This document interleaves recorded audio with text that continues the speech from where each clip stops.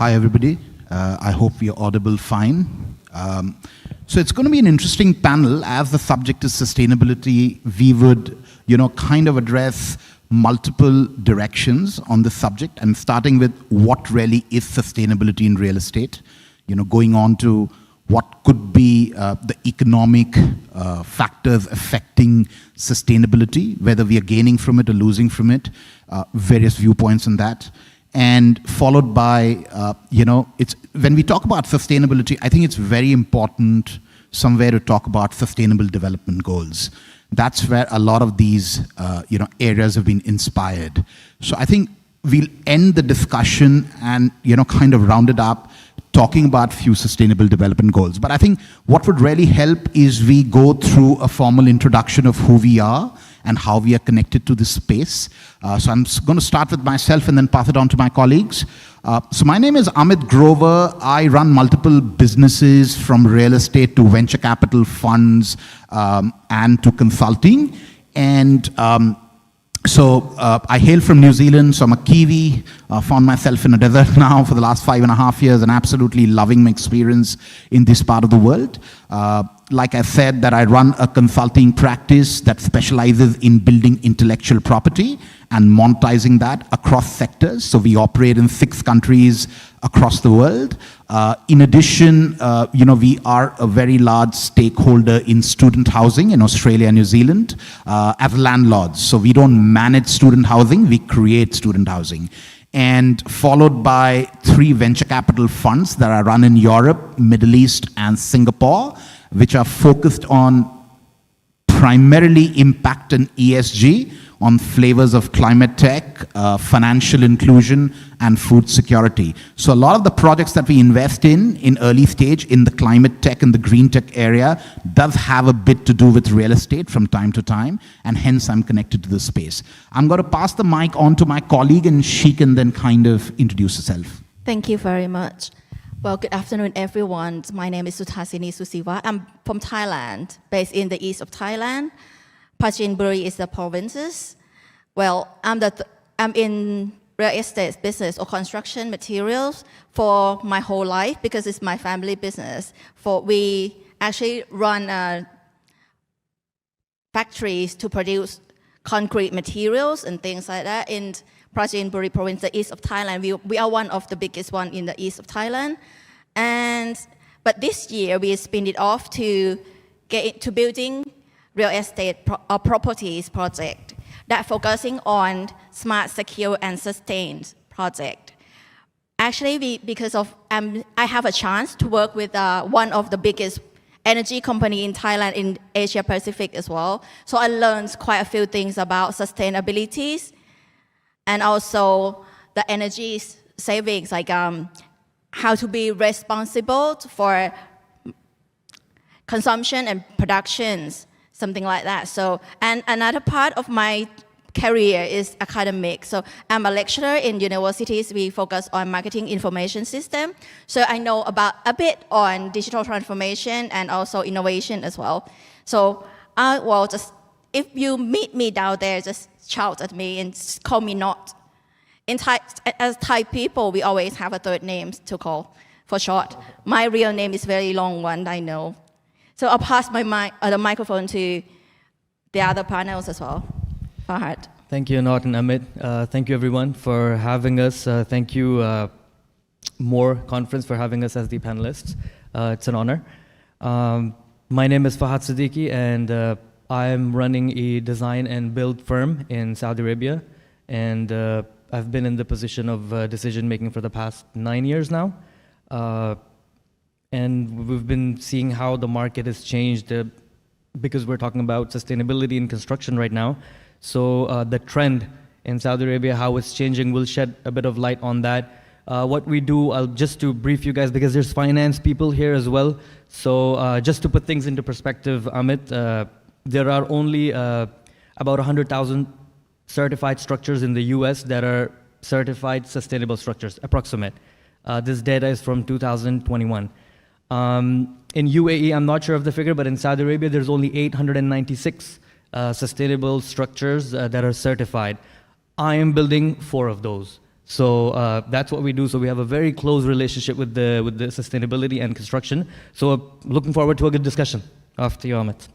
Great. I think what would really help is let's dig into the concept of what areas of sustainability do we really commonly find in construction, whether it's residential or commercial or mixed use. I think the areas that I'd love to kind of shed some light on is areas like energy efficiency, water conservation, sustainable using of sustainable materials, waste management, and smart technologies and so on and so forth. So in terms of, let's pick up energy efficiency as a topic, because I think that's widely being used in the construction industry, especially when you talk about sustainability. Now, there obviously, technologies like solar, technologies like wastewater management, technologies like smart homes these days that are promising to kind of cut energy consumption. They are promising to kind of cut energy costs and probably send it back to the grid. Especially in the West, a lot of talk on these areas are happening. So forth with water as well, with water conservation. But really, from an energy conservation aspect, how do we feel? The big question out here is, it's fine when you've got an independent house. You can measure it, you can kind of install these various technologies. But I think the real point here, and Fahad, you'd be able to shed light because of your background, how affordable are really these alternatives if they're not government funded? Because in some Western countries, the government is giving a lot of subsidies, but that's not the case in every country in the world, right? And especially in dense housing projects, when we're looking at high-rise apartments, when you're looking at big cities, where my colleague comes from, Bangkok, or where I originate from, which is New Delhi, India, where you've got a lot of dense population, a lot of high-rise structure, how are we achieving energy conservation and energy saving goals in areas like that? I mean, from one aspect, is it really saving cost, or is it really just something that people are selling in premium housing? What's your take? I think it's a bit of both. There is no right answer for that. But before we come to that, Amit, I think because we have people from finance as well, I just want to shed a bit of light so they understand what sustainable construction means or what sustainability is all about, because it sounds like a boring topic to somebody that's not an engineer. I'll just explain it to you in a couple of seconds. Basically, construction is it's a dirty industry, because not dirty in terms of we do a lot of carbon emissions. That's what I want to say. Construction industry, as per the data of 2022, we accounted for about 32% of carbon emissions globally. So what that means for a layman is basically when there's carbon emissions, destroys the ozone layer, which causes the greenhouse effect, which then causes global warming, and then your glaciers melt and water levels goes up, and then the floods and all these things start happening. So why is sustainable construction as an industry we need to take on it is because sustainability not only means the practices that we do today, it's also for the future generations to have enough resources available to them to live peacefully. So we don't want to run out of raw materials, and that's where it all comes in for energy conservation, water conservation, and all those things, recycling, bio-oxides. These are the things. Your question was, is it financially, does it make sense? I think it does. Depends on what your vision is. If it's a short term, like 5, 7, 8 years, no. But if you're looking at 20 years, 25 years down the line, there is studies from University of California, from World Green Building Association.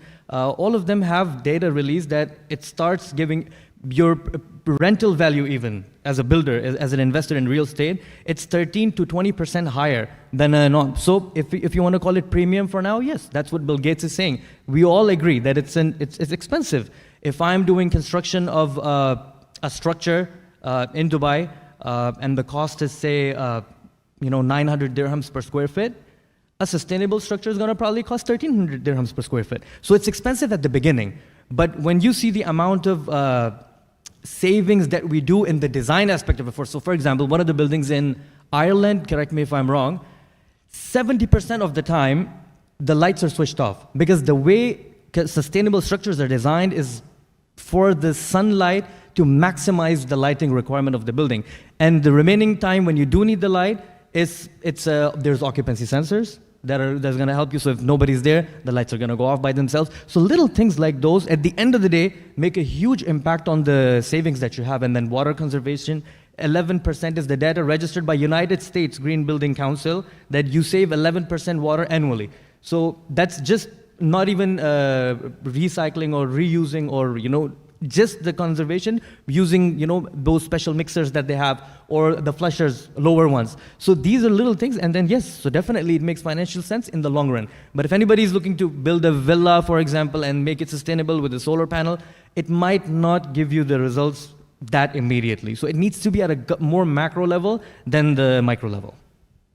What about, Thailand and especially Bangkok? Yeah, well, in Bangkok, for the high rise, if you're talking about spaces, we not really have enough space for solar rooftop or some other things like that. But if we consider the cost of utility bills that you pay for electricity or water, it's expensive as well, especially for this year when the oil price is rise and everything is rise.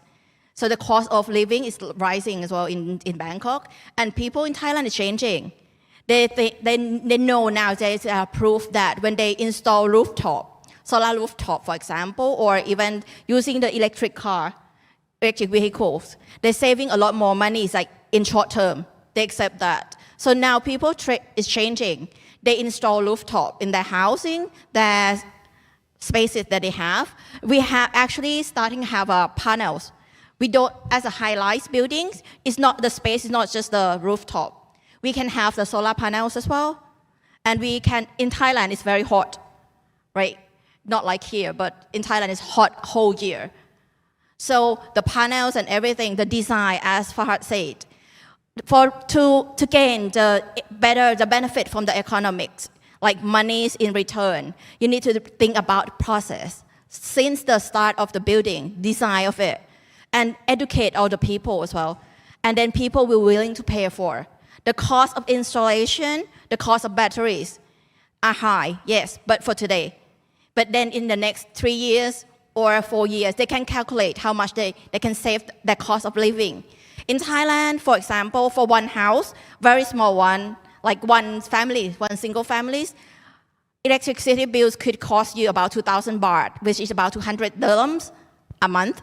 But with the solar rooftop, it will save you to be only 20 dirhams. So it's 10 times less. But cost of installation of solar rooftop is about maybe 100,000 baht. So it's, how to calculate, it's 100,000. So it's 10,000 dirhams. So that costs that much. It's not that much of the money if you see that's an example. It's just the numbers, I just basically hypothesize it. But that cost of living in Thailand, in Bangkok, is high. And people, they didn't earn that much. So they're willing to pay for installation. But as Amit said, it's only for some people that they have a power to spending. And in Bangkok, 1% of the people, they have a lot of money to spend. And the luxuries, ultra luxuries, apartment or housing is the most popular one in Thailand right now. It's not the cheap one. In Bangkok, if you search on Google, you will see the most selling in market share is an ultra luxury product in properties in Bangkok and also in Phuket and also in Chiang Mai as well. So it's totally different. It's compared to 5 years ago, before COVID-19. The landscape in Thailand is changing. It's interesting. I've always found the debate very interesting when it comes to Western countries and come to the emerging economies where, I come from New Zealand and sustainability seems to be mainstream for a very long time. In fact, if you're embarking on any of the sustainable technologies for energy conservation or water management or waste management, government tend to steps in and gives you subsidies, and big subsidies, as big as 50%. So yes, in economies that are driven, in the West with sustainability, low population, high per capita income, absolutely, there's a lot of measures these governments are doing that is reducing the cost of implementing such technologies and measures. And obviously, in a long run, if your installation cost is 50%, and on the long run, you will save. But what really concerns me is where energy conservation and sustainability is really needed. I mean, let's talk about countries like Sri Lanka, Bangladesh, India, even Thailand, or areas like that, where dense population, very low per capita income, government subsidies are next to zero. How do you achieve sustainability in a place where people are struggling with the kind of income, people are struggling with initially laying out that kind of money, and obviously, whether we believe it or not, most of the decisions in real estate is driven by economics and profitability. So this has been really concerning that on a world stage, how can somebody make building green and sustainable irrespective of the economy that it exists in with these real issues? So what's your take, guys? I think the biggest problem with sustainability and construction related is that we need to educate the people about it. A lot of people, and you'll be surprised even in this market, part of the world, a lot of people do not really want to hear the word sustainability because it's in an everyday matter, it doesn't make financial sense. So once it doesn't make the once it doesn't cross that bar, they don't want to go to the next step. So we need to, I think, even at a macro level, the education needs to be there. And then, like we were discussing before this, Amit, that it needs to start from school. It needs to be in a plan by all, at state level for all countries across the globe to, take a step ahead and educate the children about it. You mentioned countries like India, Pakistan, Bangladesh. Over there, even, subhanAllah, we can include that as a part of our religion. In Islam, our Prophet Muhammad sallallahu alaihi wasallam, he clearly said in a couple of instances where you are not a Muslim if you don't plant a tree and you don't take care of it the whole life. And in another hadith, he said, even if you hear the horn of the day of judgment and you have a plant in your hand, if you have the time, plant it. So those are the extreme measures that we need to teach the kids growing up. And then in the Western world, we need to teach them the real benefits of those things. So this is sustainability in 2 lines. That's how important it is. They need to know that the next flood is going to be at their doorstep. Few countries like Bangladesh, Pakistan, India are suffering right now. Who knows who's next? So these are the things that need to be known to them, that with your little effort of planting a plant, for example, now in Saudi, our Crown Prince, His Royal Highness Mohammed bin Salman, he took a very good initiative of planting 1 billion trees.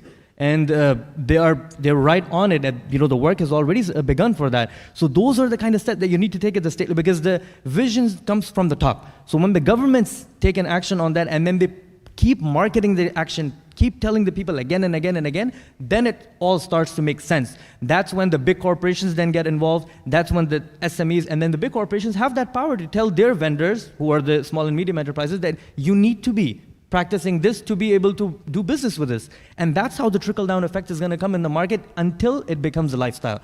So it needs to become a lifestyle. Other than that, there is no until and unless it goes into the masses. And then at the same time, with the way fast-forwarding technologies are coming up now, there are cost reductions in how we were constructing sustainable buildings, say, 5 years from today, 5 years now. And it's a small market. Amit, you need to understand that in 2019, the entire sustainable construction market was, what, $900 million?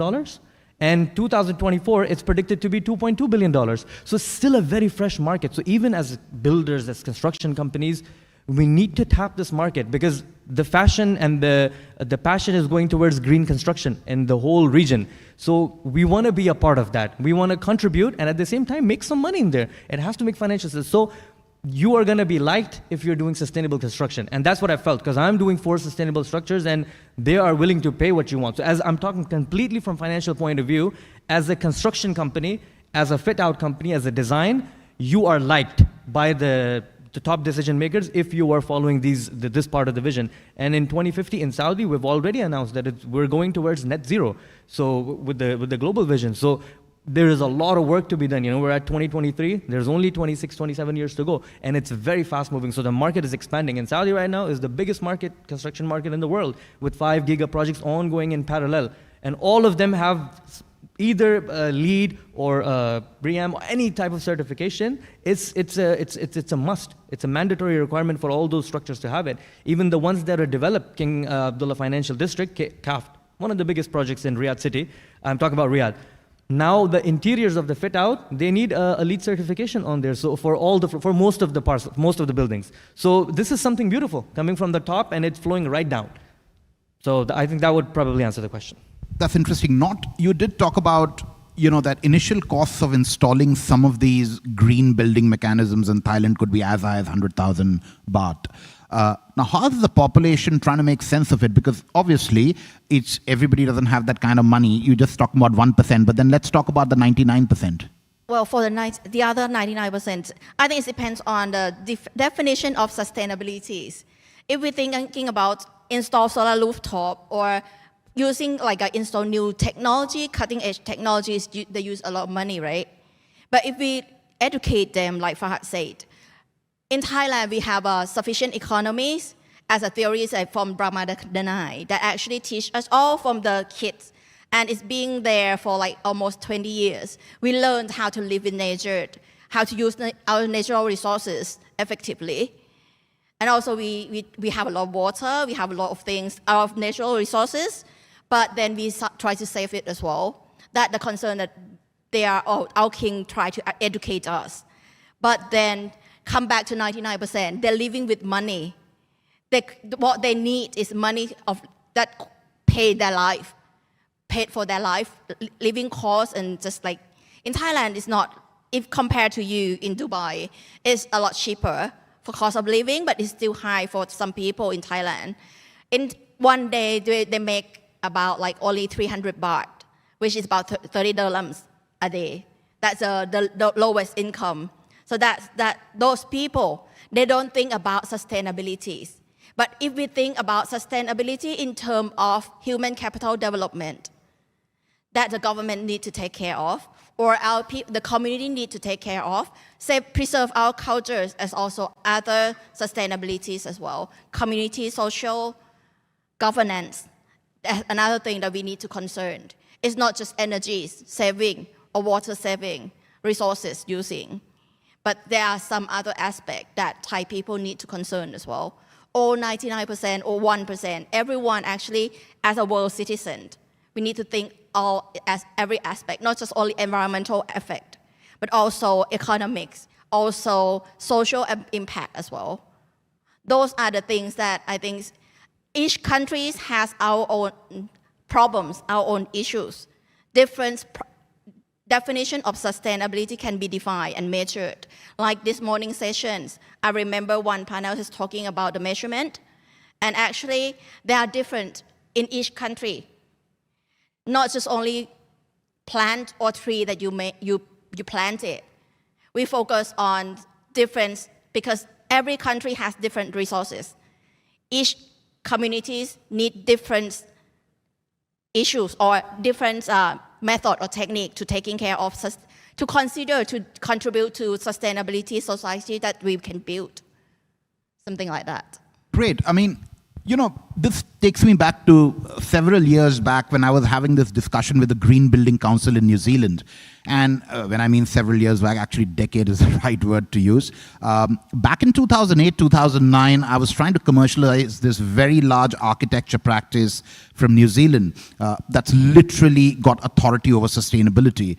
And, Middle East was obviously one of the areas that we were trying to market our services, and we were engaged on several projects where we were marketing sustainability. And, in this whole journey of talking about that, guys, this is good, that's bad, this saves water, energy, or all the dynamics, I've always concerned myself with low-cost housing because majority of the world stays in low-cost housing. And, there seems to be a lot of talk about cutting-edge technology that can lower carbon emissions that are well implemented in, houses which takes a lot of capital versus low-cost, dense housing. And I don't think we have a foolproof solution as yet. But what we are seeing is a lot of people going in and understanding that how do we do dense housing, low-cost housing, and drive sustainability in that area, which is really, really needed. Going forward, I think talking about green buildings and not talking about sustainable materials will not be right. So often I've encountered things like recycled steel, recycled timber, even organic materials.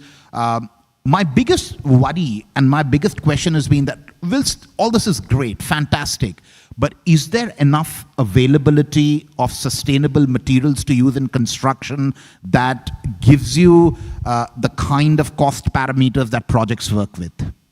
Exactly. So that's the area where we are falling a bit behind, Amit, because exactly what we're discussing. If it's so nice, it gives you the ROI. It's very ethical. It's pro-human, pro-world citizen, like Not said. So why don't we see so many green structures? Why is there only 896 in KSA and only 100,000 in the US? And the problem is that the scarcity of resources, number one. Secondly, the scarcity in design offices that actually design sustainable projects. See, you can use all the best sustainable material, low cost, lightweight, recycled and everything, but if that building is using even 400 square meters of free space which is not utilized, I was not going to call it a sustainable structure, because the design needs to make sure that every single square meter is utilized, even if it's free space.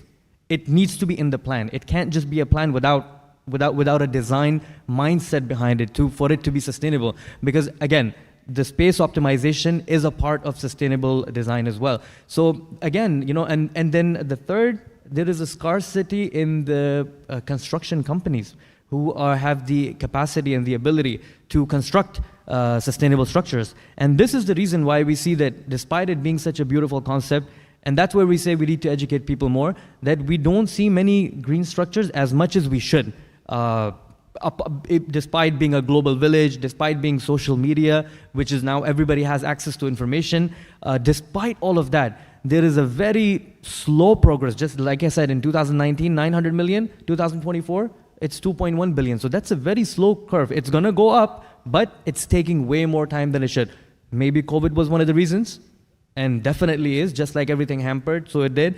And then after COVID, people don't want to spend on luxury. That's the first thing that they want to cut down on. Finance guys would agree with me. So maybe that has hampered our progress that was started really good at 2019. So maybe a year, 2 years down the line, you'll see that it might shoot up. And all the indicators are in the favor of sustainable construction, because now that US is giving you grants, loans, a lot of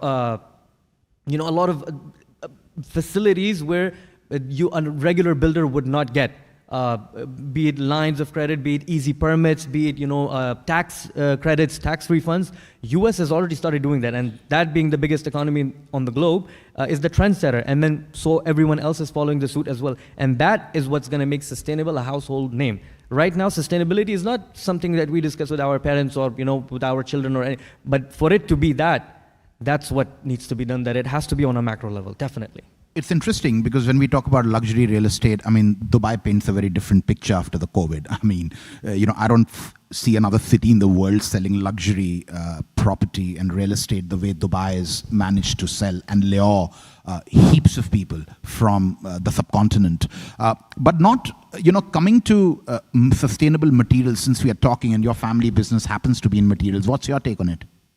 Well, to be honest, I'm not really, in our family business, we not really do much on sustainability or green material yet, but we're changing because... so we should start from not. Yeah.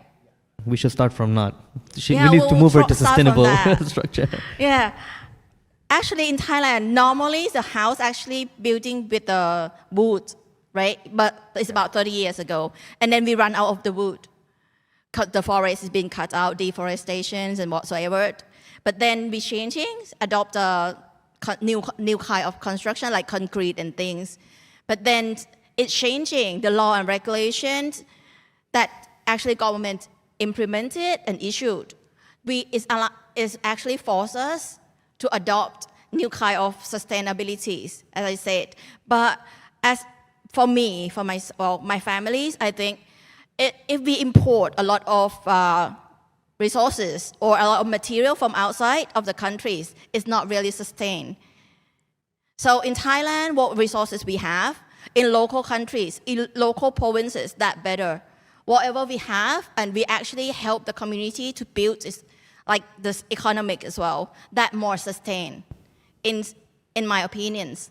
But so, in terms of my project or my companies, my family companies, what we are trying to do is we're trying to contribute back to communities. This year, well, actually from about 2 or 3 years ago, we try to use digital products or digital process, digital design thinkings and agile scrum and those kind of stuff to help people to learn how to build innovation, how to build digital products and incorporate those kind of stuff to help them living better, have better well-beings and things like that. In my province, it's very small one in the east of Thailand. Luckily, this year, actually the first January of this year, we get they passed the law that supported the east of Thailand area, the Eastern Economic Corridors, to promote, to develop that area. So I think it's a time that we continue our legacy of my families to build the provinces to be another more like longer or sustainable than the other provinces, things like that.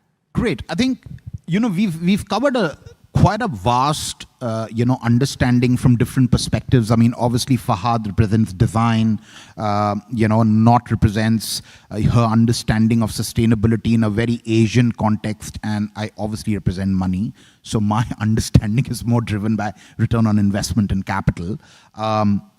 I think it's good to talk about the economics and jumping into it. So we have spoken about cost savings on various levels, implementing sustainable technologies in real estate, whether it's on the water side or it's on the energy conservation side, and obviously, cutting carbon emissions, which is a huge goal for both the United Nations Sustainable Development Goals as well as the Vision 2030 in this part of the world. I think the two areas where I'd like to kind of shed some light in is increased value and future proofing.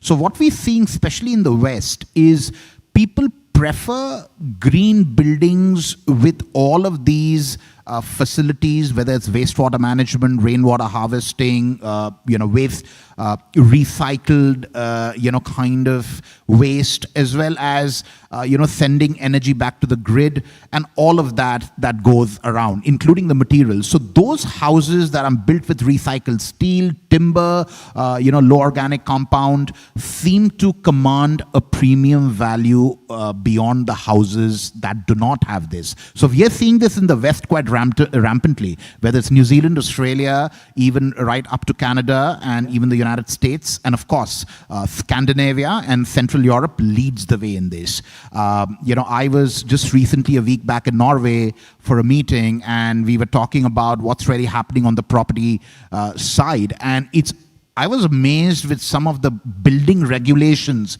that the Norwegian government is coming out with, that to be able to get a permit to build mixed-use commercial or residential buildings, how you have to comply with energy efficiency and how you have to comply with sustainability and the road to net zero.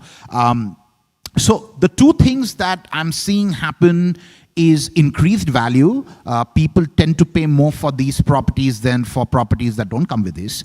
And future-proofing, which means that, especially in the West, sooner or later, the building regulations and the city councils, are putting laws in place that you have to comply with in order to get a permit to build. And some of those laws are around sustainability in a very, very strong and aggressive sense. So sooner or later, it's going to come to Asia and the Middle East and that part. So what do you guys think about, both future-proofing and getting more value for your property than before? Definitely, Amit, I'll agree with you. I'll just add on to it a little bit because I lived in Canada for 10 years. And in the year 2000, 2004, the way we used to dispose of our garbage was in 3 different boxes. So cardboard, plastic, and then the regular. We're seeing that in this part of the world now. And I think UAE is taking a big lead on how it's adopted to sustainability. I mean, the Royal Atlantis, LEED Platinum or LEED Gold, 5 Palm, LEED Platinum, name it. I mean, probably all of the luxury properties or the high-end properties that you mentioned here are all certified either by LEED or some sort of sustainability measure or certification of the world.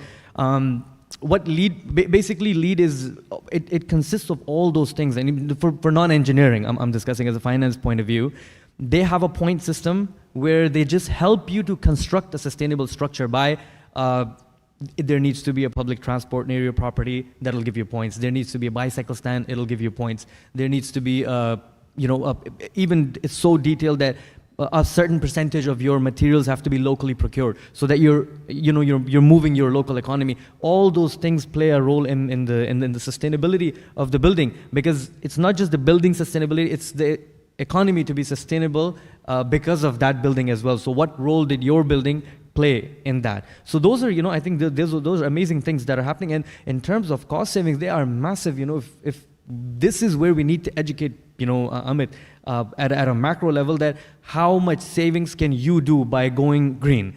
That's where we need to, start actually, taking initiatives at the macro level, because you can save so much on electricity bills, water bills. These are two things people want to hear, because that's your first utility. And then, going bio-oxides, oil, those things, once you tap on and then it becomes a household name, that's when we can have, at a mass level. It's interesting because you just talked about circular economy, and I think at this stage, Not needs to come in, because she really believes in circular economy. Not. Well, yes. I think it's different perspective. Circular economy or recycle things, that is like, it starts with the design. If you think, when you design a project, you think of anything that it can be recycled or reusable. And then it's about the monies that you're saving. But then it's education to the people as well. So if you educate them, as Fahad said, they will do it. They're willing to pay more for it. But in Thailand, it's a little bit different, because they're more looking for experience that they gained. Customer experience or stakeholder experience are more value to them, what they gain from that project. Even though we are actually building like very sustained buildings with the green materials, with everything that's like safe energy, safe whatsoever, very good to the world. They don't really, it maybe matter to them. It's just only a few bit, maybe 1%. But then the decision making will be on about what they actually get, the experience they get from that. It could be the image that they earn from living in these buildings, or if they own the apartment here or a flat here, a house here, is what they actually earn, the experience that they're using the application. So the application that actually tell you how you use or how you consume or energy or water or any other resources. You need to actually allow them to learn, build that learning curve. And then if they use the application, they can show other people that they actually help the world. That the things that Thai people are more looking for and willing to pay for, especially the one who has a lot of money. They build that image based on that. No, it's sorry. You're touching at the emotional point of it, of how it does give you the sense of fulfillment and the dopamine rush that you've done something as a part of your corporate social responsibility, but also as a part of a global citizen. So whenever you see that something in a horizon of out of 1 to 10, how much did you score? It always definitely is a seller. When you can measure what you've done, it's the best thing. So I just wanted to add on that, Amit. No, I mean, it's interesting. I mean, to sum up what we've just kind of discussed, I mean, obviously there are a number of initiatives and measures getting taken in the green building and the sustainable, real estate space. But yet the world seems to be divided into the Western world, where per capita income is high and a lot of these measures are possible, and the emerging economies where money seems to be in short supply. And a lot of these things might sound great on a philanthropic, or like we say in our part of the industry on paper, but executing this might be a real challenge. But yes, the world is moving towards it. Obviously, the numbers don't paint a very optimistic picture, especially the number of buildings Fahad just mentioned in the US as well as this part of the world. I think that needs to go up significantly and substantially high for the real impact to happen. Somewhere concept of sustainable finance needs to come in. Government needs to step in and give subsidies so that it promotes and drives people to adapt sustainability without hurting their pockets, even in a short run, because everything can't be taken in a long run, given how volatile the economies are. Yesterday, New Zealand announced that it's officially under recession. The US, the pictures are not really that positive. Capital markets are tight right now. So looking at 10 plus years of horizon for most average customers who make a daily wage and pay for their EMIs, it's kind of tough and it's a little unfair on them. So we need to do a lot of work, but to just touch upon the last aspect of this panel discussion, I think we've spoken about a number of areas, and it'll be unfair to mention sustainable development goals. So the two biggest areas where I feel there's a lot of stuff happening and the green building is obviously climate change. Adapting some of these new technologies, initiatives is definitely adding to the fight against climate change by trying to achieve net zero or carbon neutrality or trying to lower greenhouse gas emissions.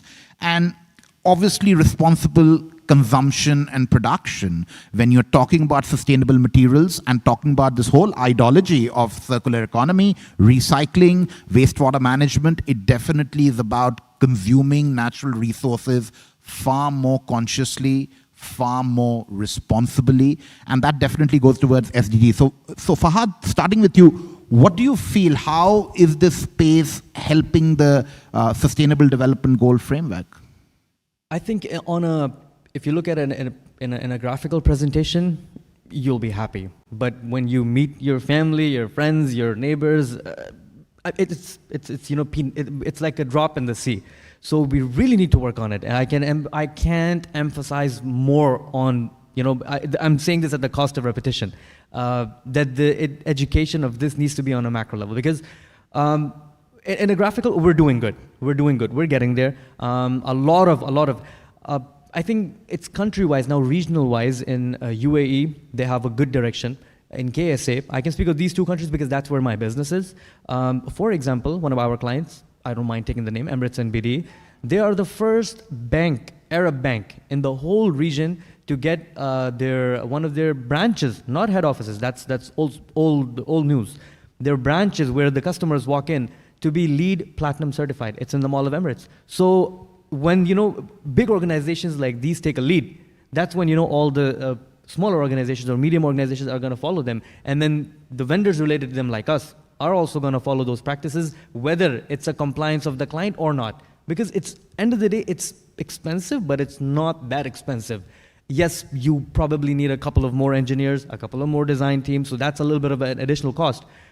But the returns that you're seeing after years and the returns that you see intrinsically, those pay off way more than. And then I'm sure all of you guys are business leaders and everybody does their own philanthropy, and there is an annual certain amount of money, that you spend to give it to someone that'll never be able to pay you back. So let's also start spending, money on sustainability, because that is something that you're doing for people that are gonna come 50, 60, or 100 years after you. So we need to be thinking of those as well. And inshallah, if we do that, and Allah subhanahu wa ta'ala likes that from us, if we solve somebody's problems, He says, I will solve your problems. So that's, our belief in sustainability. And when you do work from 8 in the morning to 5, and I say that to all my team, with this mindset when you work, your work from 8 in the morning to 6 p.m. is counted as your, ibadah. So as your worship also. So because you are doing it not for yourself only. So this is the kind of mindset that, we want to entrench into organizations as well, so that they do it from the heart, not just because they're going to get penalized or there's a compliance or yes, all those things are necessary, but they need to be liking to be able to do it. Like finance guys, they love being in a room, closed, working on numbers, 24 hours, 6 cups of coffee. I cannot do that. But they love it, so that's why they do it, and that's why they are where they are. So this is the kind of frequency that I'm talking about. This is the canvas which we want to talk. What's your take on the Sustainable Development Goal framework? Well, for SDG, right? But for me as a marketing, I believe I'm just discuss with my partner. Actually, the thing that damaged the world most is marketing. When we produce a lot to mass product, right? To do mass marketing to make a lot more profit for organization, for our company or our business. We focus on maximize revenues. So we overproductions, we try to encourage our consumers to overconsumption, right? To create those kind of things and damage the world, consume a lot of resource and it's become waste all over, like fashions or whatsoever, even houses. In Thailand, so many apartment or condominiums that actually being invested, being bought from foreigners and actually you don't use it. So you have Airbnb, you have a lot of others like new startup to use those kind of spaces. But then why we have like 10 houses, 20 houses around the world? Why do we have that? Is it as an investor or do we really being responsible? So for me, one of the most important SDG for as a developers, I think, will focus on responsible production or process that we are going to construct our project from the design till the end, like end-to-end process, not just only materials or how we construct it, but also how we can contribute back to communities and also how to capture or preserve our local culture as well. So that, as Fahad says, it 50 years next. Our children, maybe our nephews, our nieces, should have something to use. So those are what we're looking for. And not just only like SME like us or our companies, like small companies or big company, not just only corporate. Government and everyone need to give a hand to do whatever we can do. Great. I mean, we've come to the end of the panel discussion. And just to leave you with a very, kind of light note, my niece visited me in Dubai. And I had a 1-hour lecture from her that why on earth are you driving a petrol car? Mate, these days, children, I mean, they're the next level. I mean, so I'm like, what the hell did I do? So look, I don't think we need to wait for the next 50 years. The new generation is changing it as we speak. Thank you guys for being patient and listening to us. Any questions? Love to take them. Hi, this is Manya. So I'm also coming from the same place as Mr. Amit is. So fine. My question to Mr. Fahad, right? You were talking about it in Quran. It is mentioned for planting a tree and so, right? Even you were talking about like the government policies, the compliance and everything, right? But my question is how you have aligned your company to the SDG goals, right? Apart from that, whatever government compliances are there, regulations are there, what do you think? What is the implementation rate of the green building? I didn't understand the last part of your question. Sorry, just the last bit. Last part I asked, what is the implementation rate of this green building and all? Whatever government regulations are there, right? Everything is on the paper, right? But what is the implementation rate? Okay. First, I will just make a small, maybe I was not able to explain that clearly. It's not in the Quran, it's actually in the Hadith. So it's a little different. Hadith is the saying of the Prophet. So that's just a side note. The implementation rate in Saudi, now that we're still in the stage of setting the net zero targets for 2050. And the way Saudi is moving right now, the speed of movement of new concepts and new ideologies is very rapid. And that is something which even people like us who've been in Saudi for a very long time did not expect how quickly they change and then the public to adapt to it, which has been amazing. The transition has been amazing. And because the fashion is being set from the top to the bottom. So when we say that this is going to be done, we have a 80% assurity that it will be done. So, and that because of the strict compliances, number one. 2, because of the good education. 3, because the public I see is very adaptable to pro-green, because everyone I speak to, all our clients these days, everybody has an intent. Not all of them have the funds, but at least the intent is there. So that's the first step. As long as the intent is there, there will come a way to have it done. So we've passed the 50% where we made them have the intent. Now it's just about the funding, where Amit and I, we shed light on it, that how governments need to start funding these projects at better rates, give them more tax cuts, give them more, in countries like ours, more lower cost visas, XYZ, so many things can be done at that state level. And it's happening. Somebody spoke of free zone earlier in KSA. So, that's attached also to somehow to sustainability as well. There is going to be sustainability goals attached to those things as well. So eventually we will get there. Success rate in Saudi is going really good for sustainable construction, because now I'm talking about not offices, now even retail outlets are going for certifications to be ensured that they are certified globally as sustainable structures.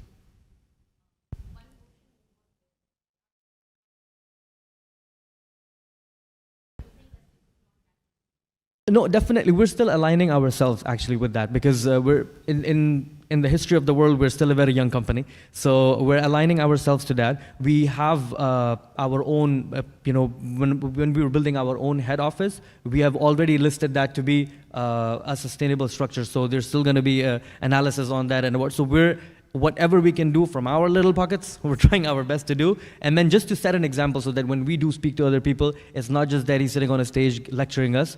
It's actually, it's something that he's applied on himself as well. So we're definitely working on that.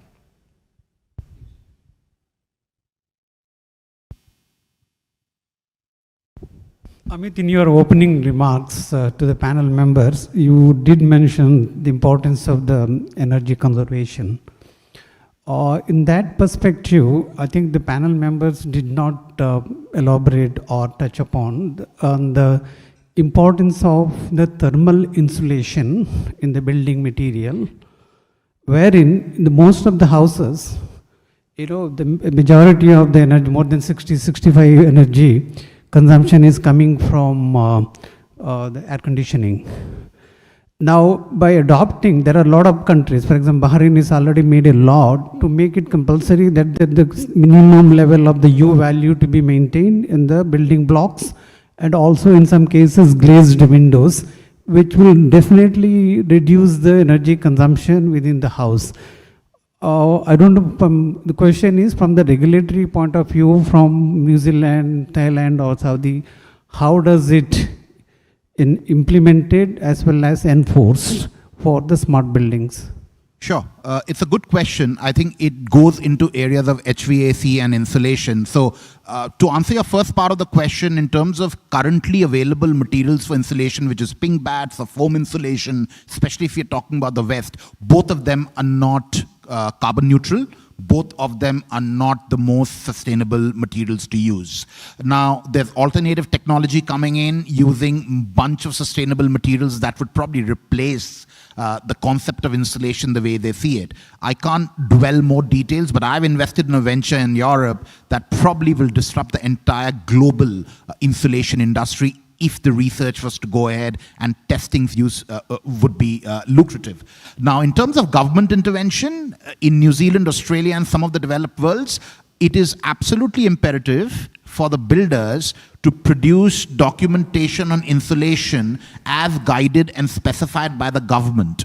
There are obviously inspectors that come and check to sign off a building permit. There are multiple levels of checks the West goes through before a project goes from design to completion. And in each of those, a strict code, a building code has to be followed. Otherwise, it could result in big penalties or even the building project not getting approved. So the developer can't really sell the project further or transfer the project to the owner unless it is completely complied, including insulation and HVAC.